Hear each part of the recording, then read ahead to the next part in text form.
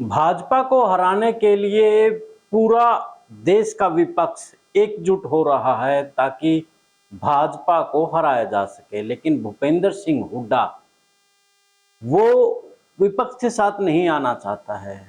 अब उसके पीछे कोई महत्वाकांक्षा है या फिर भाजपा का दबाव है, क्योंकि इंडिया गठबंधन जो हुआ है वो इसलिए हुआ है ताकि बीजेपी को हराया जा सके।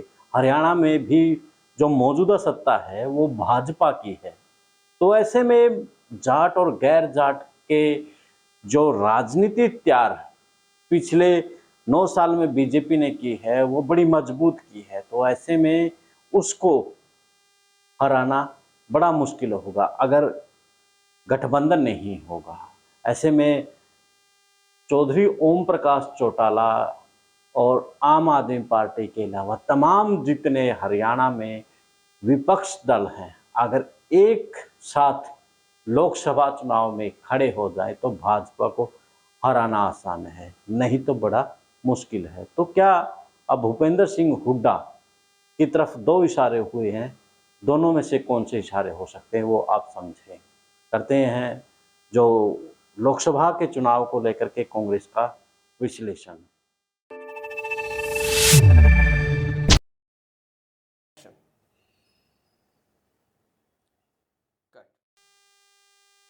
सभी का नमस्कार, राम राम। मैं कुलदीप खंडेलवाल, दा विश्व प्रेम नजर, हरियाणा न्यूज प्लस।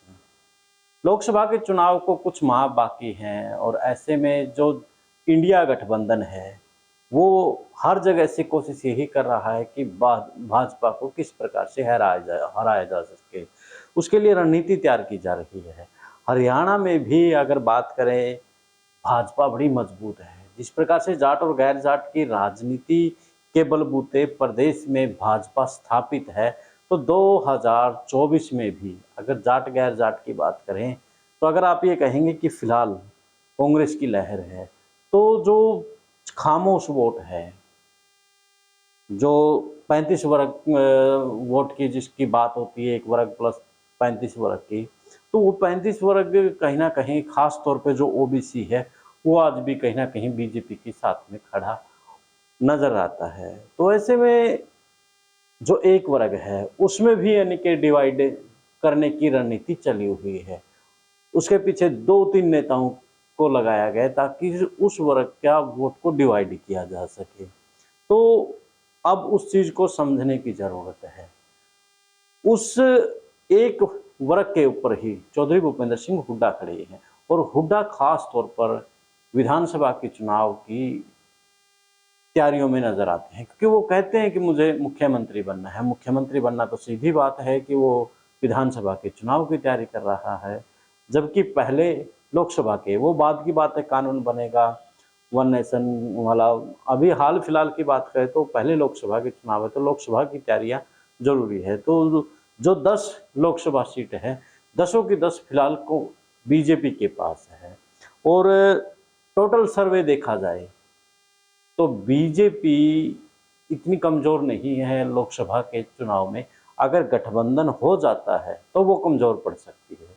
अब भूपेंद्र सिंह हुड्डा की तरफ सीधी उंगली राजनीतिक पंडित कर रहे हैं कि जब लोकसभा के चुनाव में वो आखिर गठबंधन क्यों नहीं कर रहा है, या तो वो उसके अंदर इस बात का डर है कि कहीं तेरे से कांग्रेस छिन ना जाए, या फिर उसको बीजेपी के नेताओं द्वारा, बीजेपी की सरकार द्वारा उनको दबाया जा रहा है। दो तरह की बातें चली हुई है, ये मेरी नहीं बल्कि राजनीतिक गलियारों में बात चली हुई है। और सबसे बड़ी बात यही कही जाने लगी है कि अगर किसी भी राज्य में आप चले जाएं, जहां पर जो भी मजबूत नेता है उसके पीछे ईडी और सीबीआई हाल फिलहाल बड़े यानी कि शिकंजा कसते हुए देर नहीं लगाते। लेकिन चौधरी भूपेंद्र सिंह हुड्डा अभी हाल फिलहाल में कोई ऐसी कार्रवाई नजर नहीं आ रही है। तो क्या वो उनके इशारों पे नाच रहे हैं? तो हाल जो राजनीति का है, लोकसभा के चुनाव का है, अब ओम प्रकाश चौटाला जिस प्रकार से रणनीति बना रहे हैं, उस रणनीति के तहत अब जरूरत है गठबंधन की। इस पर मैं आपकी भी राय जरूर चाहूंगा कि आप भी बताएं कि क्या गठबंधन की ज़रूरत है या नहीं है। आपकी प्रतिक्रिया कमेंट्स बॉक्स में आप जरूर दें। देश और प्रदेश की खबरों के लिए द विश्व प्रेम न्यूज़ और हरियाणा न्यूज़ फ्लैश को शेयर सब्सक्राइब कर लें। मिलते हैं अगले वीडियो में एक नए विश्लेषण और खबर के साथ। तब तक मुझे दें इजाज़त। जिंदाबाद।